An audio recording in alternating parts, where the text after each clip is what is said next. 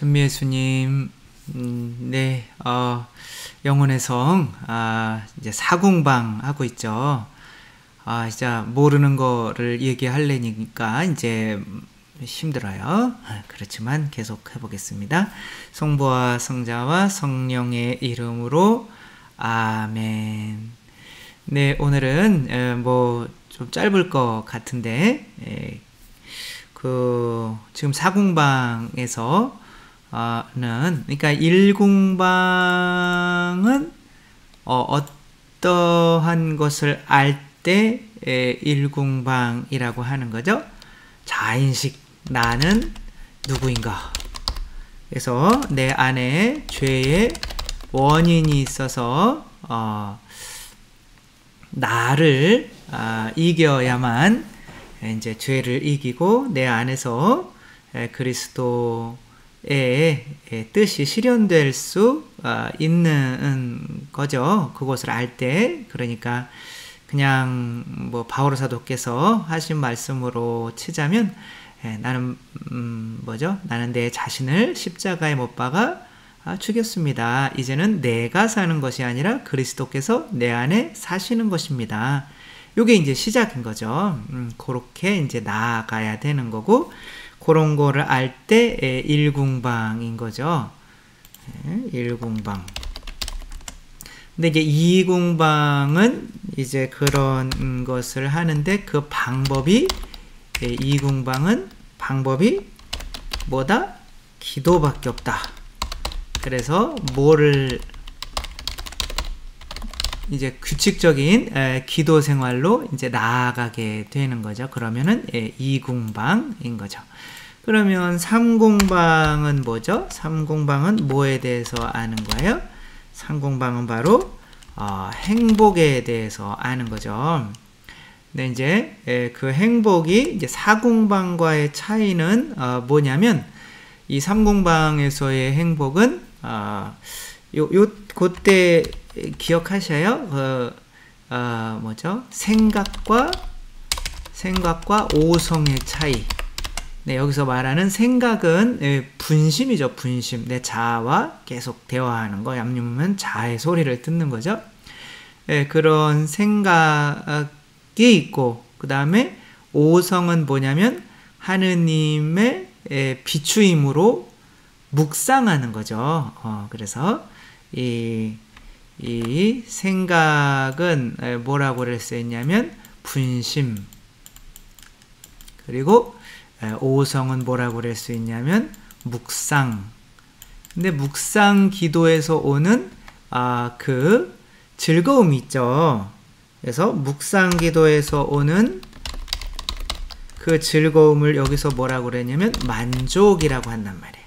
그러니까 3공방에서는 이 만족을 느끼는데, 이 만족과 또 대비되는 만족과 또 뭐가 있어요? 맛이라는 게 있는데, 4공방에서는 뭐를 느끼는 거예요? 3공방에서는 이 묵상 기도를 통한 또의 만족을 느낀다면, 4공방에서는 하느님께서 그걸 뭐라고 해요? 주부적 관상이라고. 주부라고 하는 거는 집에서 주부 생활뿐이 아니라 부여받는다는 거죠. 그래서 내가 받아야지 그럼 받을 수 있는 게 아니라 주님이 주시고 싶을 때 주시는 그런 행복인 거죠. 그래서 여기서는 이제 관상, 주부적 관상, 특별히 주부적, 그러니까 능동적 관상과 주부적 관상이 있는데, 능동적 관상은 이분 아빌라에 대해서는 거의 이야기를 하지 않아요. 그냥 관상 그러면 주부적인 관상인 거죠. 그래서 이 주부적 관상을 통한 하느님의 맛을 느낀다는 것이죠. 우리가 하느님을 먹죠. 성체성혈로 이렇게 먹죠.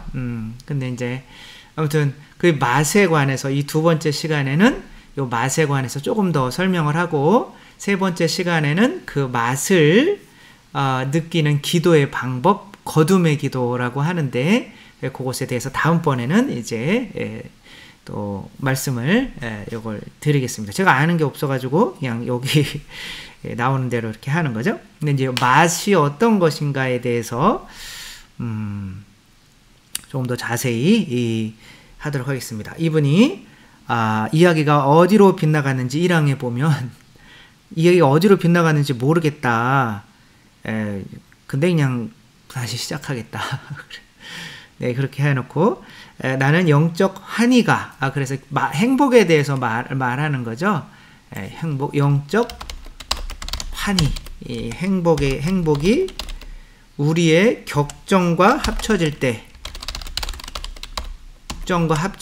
어떠한 일이 일어나냐면 때로는 느껴워서, 뭔 소리 나오는지 느꼈다라는 거는 번역을 하면서 이렇게 했는데 울음이 나오는 것까지 말에 둔 적이 있는 것 같다. 그런데 다른 사람들의 말을 들어보면 정말 기도하다 가슴이 메어지고 손을 쓸 수 없을 만큼 막 밖으로 막 떨리는 현상이 난다든지 갑자기 코피가 날 정도로 손을 쓸 수 없을 만큼 그런 외적인 현상들이 나타난대요. 이것이 사공방에서 일어나는 것이 아니라는 거죠.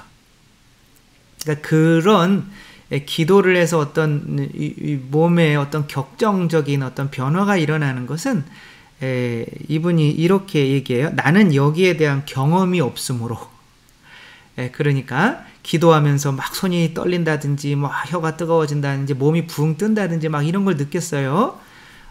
그런 것이 물론 분명 기도일 수는 있겠지만 나는 그런 걸 느껴본 게 없고 여기서 그런 거 이야기하는 게 아니다 라고 말하고 있어요. 이 양 보면 내가 다른 데서 고요의 기도라고 이름 지은 하느님의 맛, 그러니까 이 맛은 하느님의 맛인 거예요. 이거는 어느 기도를 통해?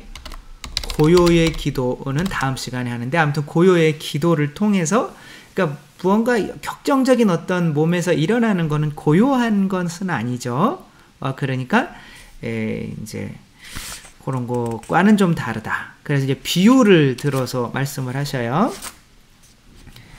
어떤 비유를 드시냐면 두 샘과 물이 그득한 물통 2개. 이제 물에 대해서 두 샘이 있고 물통도 2개라는 거죠.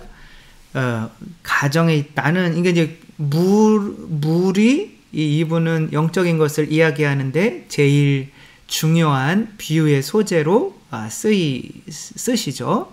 그래서 그 2개가 있는데 비유하는 것이 제일이라고 생각한다. 자, 그럼 물통 2개가 제각기 다른 방법으로 채워지는 것을 생각해 봅시다. 물통 2개가 각기 다른 방식으로 이제 채워지는 거예요. 하나는 먼 데서부터 많기도 한 수도관을 통해서 그리고 사람의 공력을 들여서 노력이죠. 그렇죠? 끌어오는 것이고 또 하나는 바로 생수 구멍에다 들이대어서 아무 소리도 없이 물이 그득 차는 것입니다. 뭐 그림을 그리자면 그리지 말아야 되는데 꼭 이런 욕심이 있는 거죠. 그래서 여기 셈이 1번 셈, 2번 셈, 1번 셈, 2번 셈. 이제 컵이 있는 거죠. 그래서 1번 셈은 내가 노력으로 여기에서 셈에서 수도관을 연결하는 거야. 그래서 여기에 물이 차게 하는 거죠. 이게 몇 궁방의 만족의 행복일까요? 요게 3궁방의 행복입니다.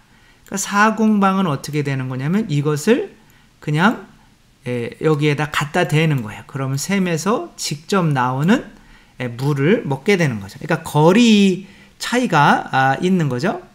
이것은 이제 여기다가 이제 갖다 대는 거예요. 이렇게 셈에다가. 그러면 셈에서 그러니까 셈이 나고 나가 셈이 되는 걸 수도 있죠. 그러니까 내 안에서 이것은 머리로 이제 제가 하는 묵상인 거죠. 강론을 쓸 때 머리로 뭘까라고 하면 이제 머리는 약간 외부에서 오는 어떤 하느님의 빛으로 어떠한 무언가를 얻는 기쁨인데 이것은 마음 차원이라고 생각하면 될 것 같아요. 우리 마음에서, 마음은 이제 머리 쓸 필요가 없잖아요. 그러니까 마음 안에서 하느님을 만나고 하느님의 뜻을 받고 이제 하는 거죠. 그래서 여기서는 생각을 관상에서는 멈추는 이제 그런 경지인 거죠. 그래서 이것은 수도관을 통해서 오는 물과는 다르니, 여기서 오는 물과는 다르다는 거죠. 수도관에서 오는 물과는 다르니, 요게 이제 3궁방, 요게 4궁방은 요게 이제 바로 이렇게 받는 거죠. 이게 그림을 제대로 그리는지 모르겠어요. 근데 셈이 이제 이렇게 있는 거고 바로 나오는 거죠. 관을 통해서 오는 그것은 이미 말한 바 묵상에 따르는 기쁨이라고 생각합니다. 이거는 묵상에 따르는 기쁨이다. 근데 이것도 작지 않죠. 그래서 이 기쁨을 느끼면 말씀 묵상을 매일매일 안 하면 정말 이거를 통해서 얻는 기쁨이 크기 때문에 삼공방에서는 이렇게 묵상을 많이 한다는 거죠. 그 기쁨이란 우리가 피조물을 빌려서 명상에 잠긴다든지 애써 오성을 부려서, 그쵸? 오성이죠. 묵상은 생각으로 하는 게 아니라 오성으로. 그러니까 이제 생각에 하느님의 비추임이 더해진 거죠. 결국 우리의 노력의 결과인 까닭에, 인간의 이건 노력해서 내가 머리로 막 이게 뭘까, 하느님이 나에게 이 말씀을 통해서 뭘 느끼려고 하는 걸까라고 이렇게 노력을 하는 건데, 이것은 노력이 없다고, 이게 아마 이제 머리 쓰는 노력을 의미하는 것 같아요. 그렇죠? 노력 없이 되는 게 없겠죠?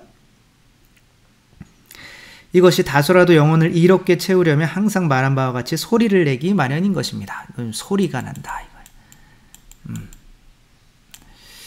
그러나 또 하나 다른 통의 물은 바로 생수이신 하느님으로부터 옵니다. 이게 하느님, 당신 자신과 이만큼 가까워진 거죠. 가까워졌기 때문에 하느님을 담고 있기 때문에 뭐 이분이 이렇게 물이 쏟아지는 이런 소리 같은 격정인 거죠. 이런 게 뭐 없다는 거죠.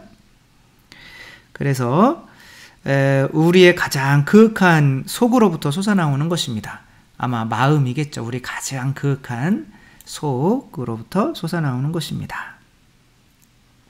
이 물은 차츰 모든 궁방, 영혼의 모든 능력을 채워나가다가 마침내는 육체에까지 미치게 됩니다. 그러기에 그것은 하느님으로부터 비롯됐다가 우리들 안에서 끝나는 것이라고 내가 말한 것입니다. 정말이지 경험해 본 사람은 알겠지만 이 맛스러움은 온통 인간의 바깥까지 흐뭇하게 만드는 것입니다.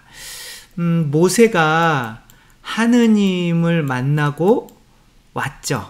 하느님을 만나고 특별한 것을 가져온 것이 아니라 십계명을 가져왔죠. 십계명은 하느님을 사랑하고 이웃을 사랑하라는 것이죠. 근데 이건 다 아는 거잖아요. 그렇죠? 근데 다른 것은 뭐냐면 그의 얼굴에 뭐가 났어요? 빛이 난 거죠. 그 빛이 나는 것을 자기가 알지를 못하는 거죠. 자기는 내면 안에서 하느님을 만나서 사랑이라는 것을 만났고 이게 자기 삶의 인생의 법칙으로 세워졌는데 다른 사람은 그것을 그 사람의 외적인 것으로도 이렇게 볼 수가 있게 되는 거죠. 그래서 그 마음 하는 것 같습니다. 이것을 쓰고 있노라니 문득 위에서 말한 제 마음을 넓혀주셨기에 꿈 딜라타스티 꼬르메움이라고 그러니까 나의 마음을, 마음인 거죠. 마음을 넓혀주심과 같이 이제 뭐 그런 뜻인데 그 시편인 거죠. 그래서 이거 내 마음, 아무튼 마음을 통해서 하는 기도인 것 같아요. 내가 보는 바로 말한다면 이 기쁨은 마음에서 솟는 것이 아니고, 근데 여기서는 또 마음에서 솟는 것이 아니, 그러니까 여기서 마음이라고 하는 것은 모르겠어요. 뭘 번역한 건지 모르지만 그보다 더더욱 깊숙한 깊디 깊은 데서 오는 것 같습니다. 이것은 틀림없이 영혼의 중심일 것입니다. 영혼은 보통 우리는 머리라고 생각하고 그 영혼의 더 중심은 마음이라고 이렇게 생각을 하죠. 그래서 성인 교부들은 영혼의 영혼이 마음이다. 이렇게 얘기를 하죠. 아마 이게 여기에서 마음이 아니라 그 영혼보다 더 깊은 곳이다라고 이야기하는 거는 아마 우리 머리가 아니라 더 깊은 마음에서 우러나오는 생겨나는 기쁨이 아닐까, 그런 거겠죠. 그래서 내가 주는 평화는 세상이 주는 평화와 다르다. 그리고 세상에 누구도 그 기쁨을 너희에게서 빼앗지 못할 것이다 라고 하죠. 그러니까 이제 우리 심장은, 우리 마음에서 나오는 기쁨은 차원이 마음, 머리, 육체로 나가는 거기 때문에 우리 머리로 야, 이런 상황에서 이거는 나는 이런 코로나 상황에서 절대 행복할 수가 없어 라고 머리가 아무리 이래도 마음에서 솟아나오는 건 어떻게 할 수가 없는 거잖아요. 그래서 예수님께서 말씀하시는 기쁨은 이 세상, 여기서 사공방에서 말하는 기쁨은 이 세상의 어떤 외적인 어려움이나 힘든 거로는 절대 꺼질 수 없는 어떤 내적인 기쁨을 의미한다고 볼 수밖에 없겠죠. 네, 이것은 저 마음 넓히기를 이해하는 데 도움이 되리라 믿습니다. 우리 마음을 넓혀야 된대요. 속 좁은 삼룡아, 이렇게 많은 이야기를 했는데 속이 좁은 거죠.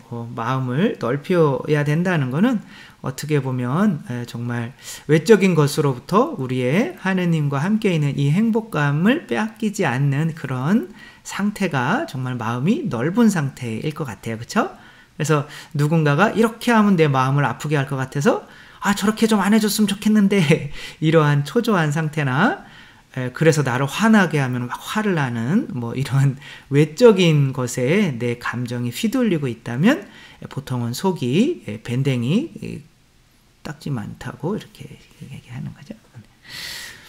저 천상의 물이 내가 우리의 가장 깊은 속이라고 말한 이 샘에서 바야흐로 솟아날 때 우리의 마음 전체가 넓어지고 채워지면서 말로 표현할 수 없는 은혜들이 내려지는데 그 은혜가 어떠한지 이를 받은 영혼조차 알아듣지를 못합니다. 그러니까 뭐 본인도 설명을 하시기 힘들다니까 듣는 우리는 환장을 하는 거죠. 그렇지만 그게 뭔지 이제 짐작은 하는 거죠. 근데 그 마음이 넓혀지는 방법은 마음을 넓히는 방법은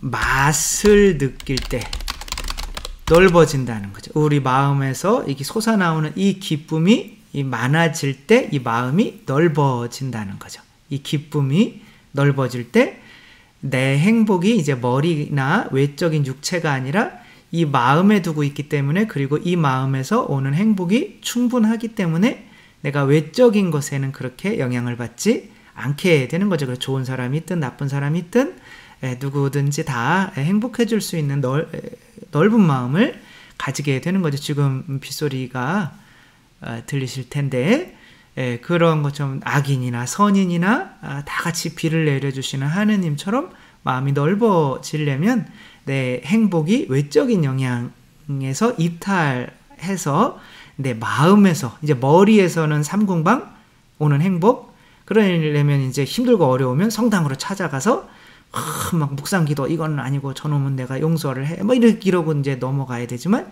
마음에서 이제 우러나오는 이 행복을 느낄 때는 그것보다 훨씬 더 이렇게 사람을 대하는 것도 달라질 수 있다는 말인 것 같습니다. 마음의 깊은 속에 화롯불이 있어서 거기에 던져진 짙은 향과도 같이 이 불꽃과 타는 자리가 보이지는 않지만은 그 열과 그 향내는 영혼에 스며 퍼지고 거듭 말합니다만 육체까지 미치는 것이 일수입니다. 거듭 얘기하지만 거듭 모르겠네요. 그렇지만 아무튼 내가 표현할 수는 없지만 느끼지 않을 수 없다는 거죠. 그렇게 되는 사람은 내 안에서 오는, 마음 안에서 오는 이 감정은 느끼지 않을 수 없다는 거죠. 제가 저번 시간에 말씀드렸듯이 그 김형태 마테오 신부님이라고 하신 건가요? 그 대전교구 그분처럼 가슴을 막 차오르는 이 온통 사랑으로 가득 차는 이 느낌. 그 다음에 이제 그것 때문에 죽을 수도 있는 거죠. 순교할 수도 있는 거죠. 그 다음에 이렇게 나를 이렇게 쓰다듬어 주면서 나를 사랑하시는 분이 내 안에 계시는구나, 이 느낌으로 정말 온통 삶이 변화되었던 이런 느낌인 거죠. 이런 경주는 우리가 아무리 공을 들인다 해도 도저히 얻어지지 않는 만큼 착각해서 올 수도 없는 겁니다. 내가 노력을 해서 얻었다면 착각을 할 수 있지만 내가 합당하지도 않고 노력도 그렇게 하지 않았는데 어떻게 이런 행복을 주시지? 라고 하기 때문에 이런 행복을 느끼면 이게 뭐 악에서 오는지 선에서 오는지 그게 이제 구분이 쉽게 된다는 거죠. 내 생각으로는 이 상태에서 인간의 모든 능력이 하느님과 일치하지는 못하고, 아직은 하느님과 능력이 일치하지는 못하고, 다만 거나하게 취한 듯이, 하느님에게 취한 듯이 그 무엇에 놀란 듯이 멍하니 있을성 싶습니다. 이렇게 얘기를 해요. 그러니까 이제 뭐지? 이 행복은 뭐지? 이런 거죠. 아직은 놀라는 단계인 거죠. 아직 하느님의 뜻과 내 뜻이 완전히 일치되는, 그건 막 7공방 정도 돼야 되겠죠. 정말 나는 거짓말하지 않는데, 이 거짓말이라고 하는 것이 하느님의 자비를 믿고 하는 말이지만 차라리 나는 1000번 죽었으면 죽었지 거짓말은 할 수 없습니다. 하느님이 내 안에서 나를 보고 계시고 내 생각을 보고 계시는데 정말 거짓말을 입에서 나올 수가 없는 거죠. 그래서 이제 영성이 높아지려면 어쩔 수 없이 거짓말을 할 수가 없어요. 근데 세상 살아가다 보면 거짓말을 하면 편하지만 또 안 하고 살 수도 없는 처지가 있을 수가 있는 거죠. 그래서 정말 높은 단계에 오려면 차라리 수도자들이 되는 게 더 그렇다고 뭐 수도자들만 그렇게 되는 게 아니라, 물론 밖에서도 그렇게 할 수는 있지만 그런 거짓말 할 필요가 없는 상황에서 좀 살 수 있는 상황이 되면 이런 좀 발전이 빠를 것 같습니다. 위에서 말한 상태에서 인간의 의지는 제법 하느님의 의지와 일치되는 것으로 보입니다. 그러나 그러한 기도가 진짜냐 아니냐 하는 것은 그 뒤에 따라오는 결과와 실천으로 알아보는 것입니다. 진짜를 가려내기 위해서 이보다 더 좋은 도가니는 없는 것입니다. 그러니까 내가 올바른 기도를 해서 행복을 느끼느냐 하는 것은 사랑의 실천을 내가 하고 있느냐 하고 있지 않느냐로 당연히 결정이 되겠죠. 자, 그럼 여기에서 우리가 이제 앞으로 나아가려면 어떠한 방법을 써야 되냐? 이분은 유일하게 이것만 좀 노력해라 라고 하는데, 여러분도 다 아시는 걸 거예요. 뭐가 제일 필요할까요? 영성에서 겸자로 시작하고 손으로 끝나는데 겸손밖에 없죠. 그리고 하나 더 하자면 겸손과 이탈, 세상의 즐거움으로부터의 이탈인 거죠. 세상 즐거움을 찾으면 내 안에 있는 즐거움, 내 안에 솟아나는 즐거움을 찾으려고 하지 않겠죠. 그쵸? 뭐 TV 보면서 드라마에 있는 즐거움 찾다가 드라마에 재밌는 즐거움이 있을 거야. 그리고 기도해야지. 기도 안에서 즐거움 찾지. 이러기 힘들어요. 그러니까 오로지 내가 베팅을 하는 거죠. 도박을 하는 거예요. 이쪽 많은 행복을 얻으려면 이 세상 것에 도박해야 되는 이 돈을 몽탕 긁어가지고 내 안에다가 걸어야 되는 거죠. 내 안에서 오는 행복. 그리고 이제 머리에서 묵상기도로 오는 행복, 마음에서 오는 행복. 근데 이제 여기서 사공방에서는 심장에 걸어야 하는 거죠. 그럼 이상의 궁방에서 할 일이 끝난 다음에는 할 일이 오직 겸손밖에 없다는 것을 말씀드리겠습니다. 9항입니다. 우리가 주께 바라는 것을 당신이 들어주시는 것은 이 겸손 때문입니다. 근데 우리가 이제 여기에서 겸손한지 안 한지를 이렇게 체크를 해보는 거죠. 그래서 내가 이 마음에서 오는 영적인 환희를 느낄 자격이 있다. 그러면 겸손하지 못해서 그럴 자격이 있다라고 생각하는 사람은 사공방에 못 들어온다고. 그럴 자격이 당연히 없다. 그러니까 성모님이 천사가 나타났다. 그럼 천사가 어떻게 나한테 나타나셨을까요? 막 이렇게 하면 높이 오를 자격이 없다는 거죠. 뭐 시다가의 성녀와는 정말 잔인하게 말씀을 하시죠. 예수님이 나타나면 그 얼굴에 침을 뱉어라. 불교에서도 마찬가지죠. 부처가 나타나면 찍어라, 죽여라, 부처를 죽여라 이렇게 얘기를 하죠. 그러니까 나에게 그럴 자격이 없다고 생각하는 그런 겸손이 있을 때 하느님이 그냥 필요할 때 주시는 거지, 내가 열심히 노력해서 내가 이런 행복을 맛봐봐야지 막 이렇게 하면 이제 못한다는 거죠. 그래서 저도 이렇게 읽으면서 정말 이 행복을 한번 느껴봐야지 하려고 하다가 이제 포기해야지 그렇게 포기를 했는데 진짜 포기를 해버린 것 같아요. 그런 행복이 안 오더라고요. 그런데 여러분이 겸손을 지니고 있는가 대뜸 알아보는 방법은 자신들이 주님의 그러한 은혜, 그러한 맛을 마땅히 받을 수 있다고 생각하지 않는 것, 죽는 날까지 그런 은혜를 받을 만한 사람이 못 된다는 것을 깨닫는 것입니다.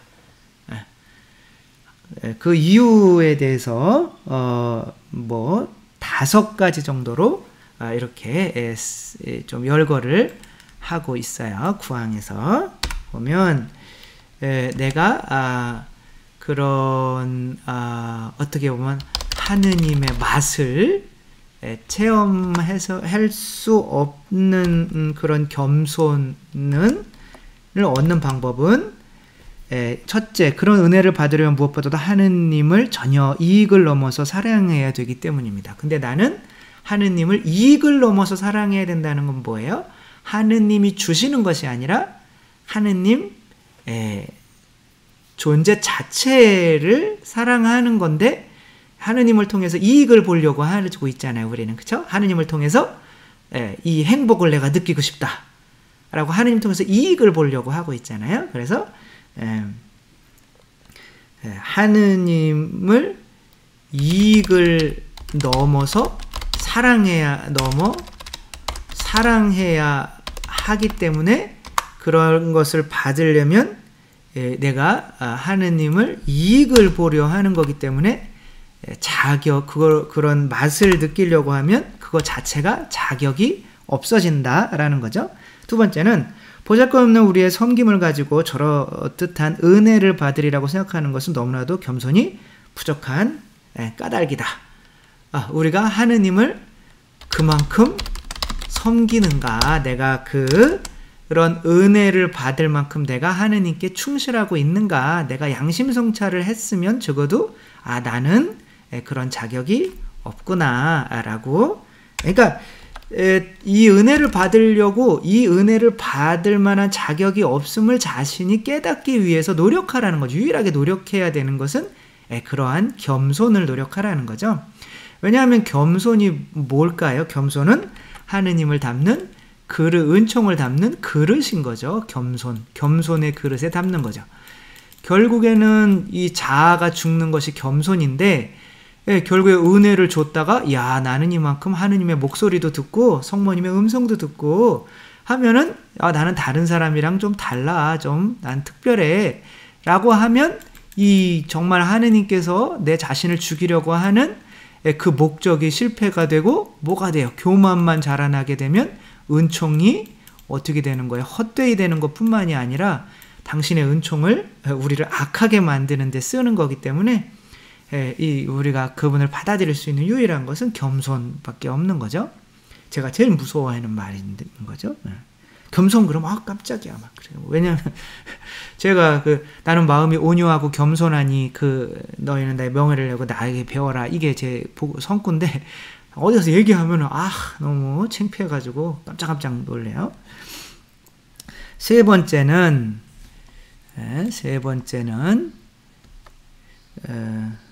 우리와 같이 하느님을 거스른 자들로서는 저 은혜를 위한 올바른 준비가 주님을 본받고 괴로움을 받고 싶어하는 것이지 결코 맛을 느끼는 까닭이 아닌 거죠.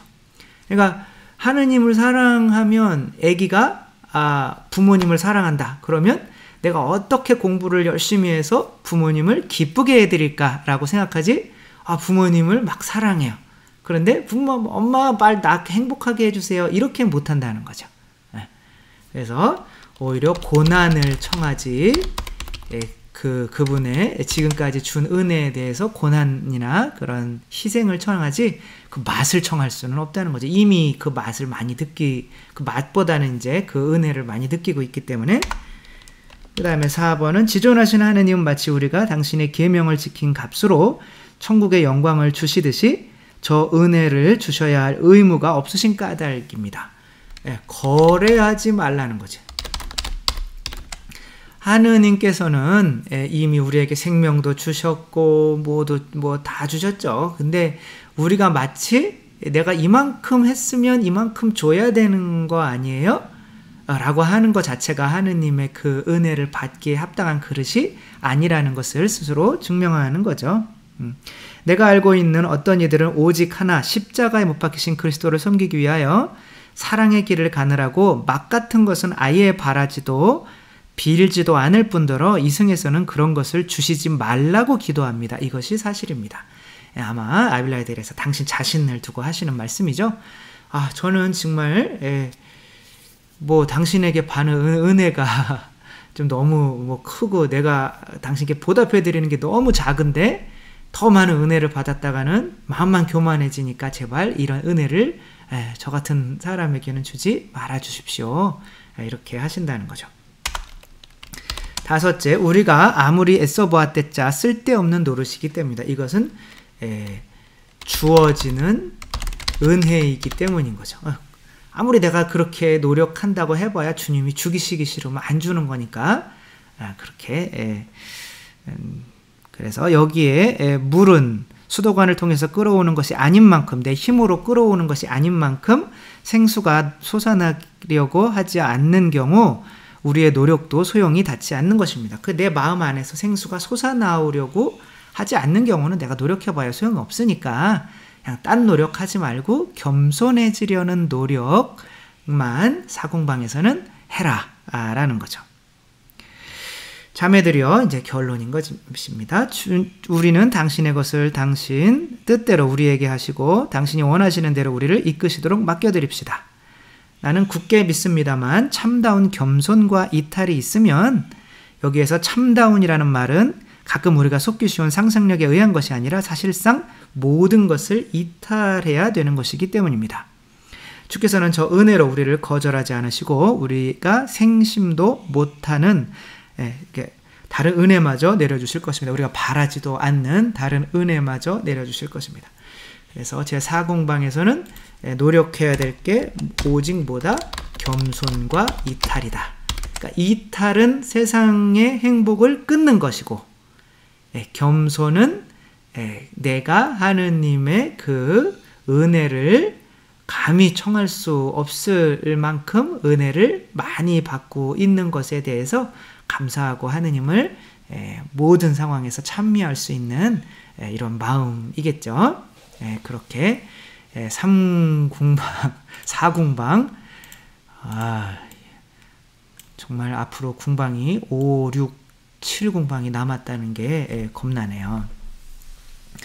뭔가 이렇게 다달아서 이렇게 이야기를 해드리면 좋겠지만, 그래도 이론적인 거지만 한번 보면 우리가 어떻게 나아가야 하는지, 그리고 우리 상태가 어떤지 알고 나아가야 하는 거죠. 결국 중요한 것은 이 기도를 통해서 우리가 고통으로 나아가는 것이 아니라, 물론 이제 고통도 더 커지기는 하지만 참다운 우리 내면에서 아무도 느껴보지 못한 이 세상 모든 고통을 초월하는 참 행복이 우리 마음 안에 있다는 거, 그리고 겸손하고 이 세상 행복으로부터 이탈하는 사람만이 이 행복을 누릴 수 있다는 거, 이것만 알아도 계속 세상 행복을 쫓아다니지는 않을 수 있을 것 같습니다. 그래서 정말 저희 참다운 행복으로 나아갈 수 있었으면 좋겠습니다. 주님께서 여러분과 함께 전능하신 천주 성부와 성자와 성령께서는 여기 모인 모든 이에게 축복을 내리시어 길이 머물게 하소서. 주님을 찬미합시다. 하느님 감사합니다. 성부와 성자와 성령의 이름으로 아멘. 네, 감사합니다. 사랑합니다.